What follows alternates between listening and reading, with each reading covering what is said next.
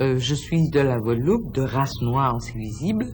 Donc l'Afrique a toujours été présente pour moi dans l'imaginaire, dans les obsessions, dans le désir aussi de connaître ce que c'était que ce continent. Être né dans une petite île très loin, ne pas du tout savoir vraiment ce qu'est ce continent dont on est venu.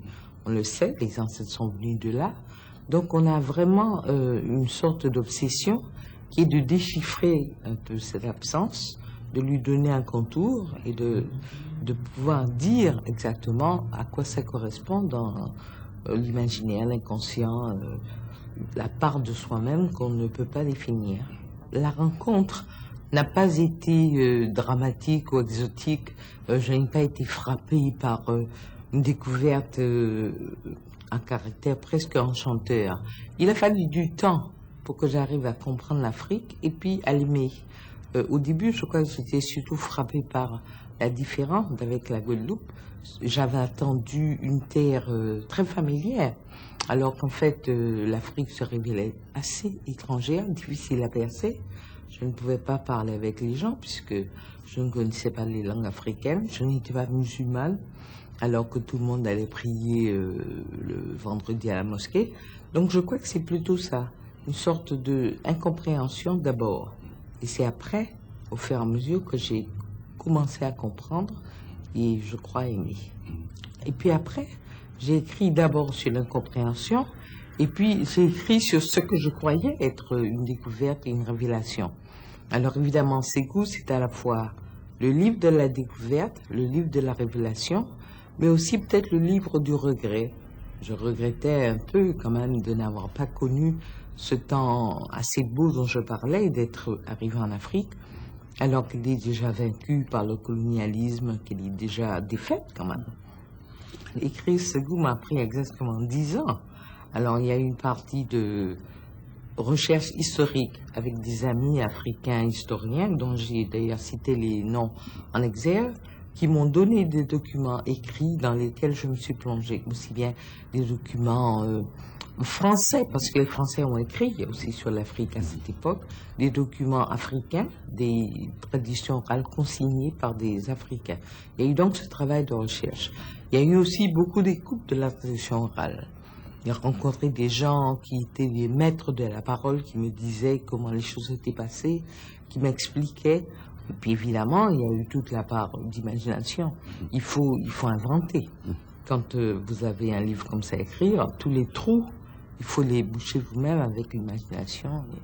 Donc ça a été un travail énorme que je ne pourrais plus refaire.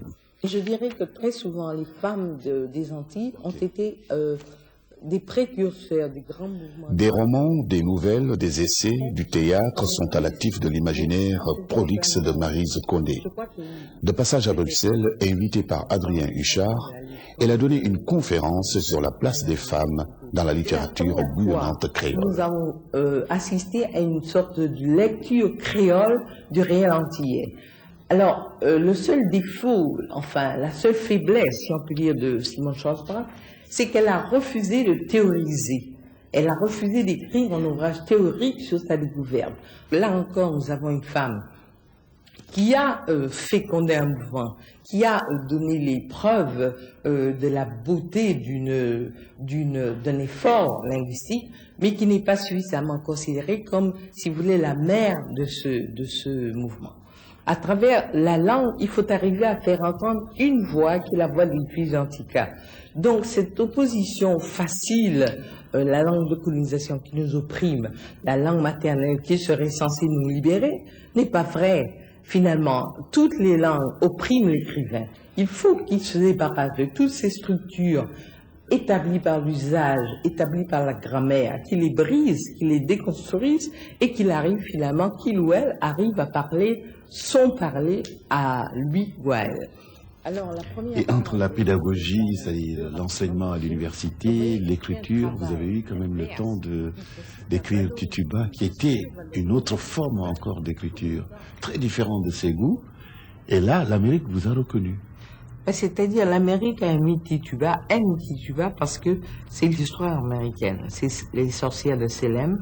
Donc finalement, Tituba, s'inscrit dans quelque chose que l'on connaît en Amérique et aide aussi à déconstruire une histoire qui était un peu trop rigoureusement établie. Donc finalement, chaque pays, chaque nationalité trouve dans votre œuvre un élément qui l'intéresse. Les Africains, c'est Ségou, les Français aussi, c'est Ségou, les Américains, c'est Tituba, les Antillais, c'est traverser la mangrove. Et où vous situez-vous entre la négritude et la créolité aujourd'hui? Je crois que justement maintenant, parce que je vis en Amérique, où il y a tellement de contacts de culture, de gens qui arrivent de lieux divers, qui se rencontrent et qui ont l'impression, je crois, de créer une nouvelle identité, de nouvelles nationalités. Je crois que je serais plutôt près de ce multiculturalisme dont parlait Senghor. Je crois que la négritude, d'une certaine manière, c'est fini. Elle a été absolument importante. Sans elle, nous n'en serions pas où nous sommes. Mais je pense que maintenant c'est fini, qu'il faut aller vers une nouvelle définition de soi-même. Quand vous voyez l'Afrique d'aujourd'hui, qu'est-ce que vous vous dites avec votre expérience? Je crois que je suis assez optimiste. Je pense que toutes ces choses très graves et tristes que nous voyons, elles sont en fait la preuve que l'Afrique essaie de trouver sa voie à elle-même, comme je vous ai dit. Et je crois que pendant trop longtemps, elle a suivi des chemins imposés. Elle a eu des leaders qui étaient imposés par l'Occident. Elle a marché dans des voies qui étaient tracées par le néocolonialisme. Et que maintenant, peut-être, les peuples en ont marre. Donc, ils essaient, de façon désordonnée, violente, cruelle, de se libérer et de dire exactement ce qu'ils veulent. Ça prendra du temps. Mais enfin, je crois qu'il ne faut pas voir les catastrophes auxquelles nous assistons maintenant comme une sorte de débâcle. Au contraire, pour moi, c'est le prélude d'une véritable naissance, définition de soi. Le féminisme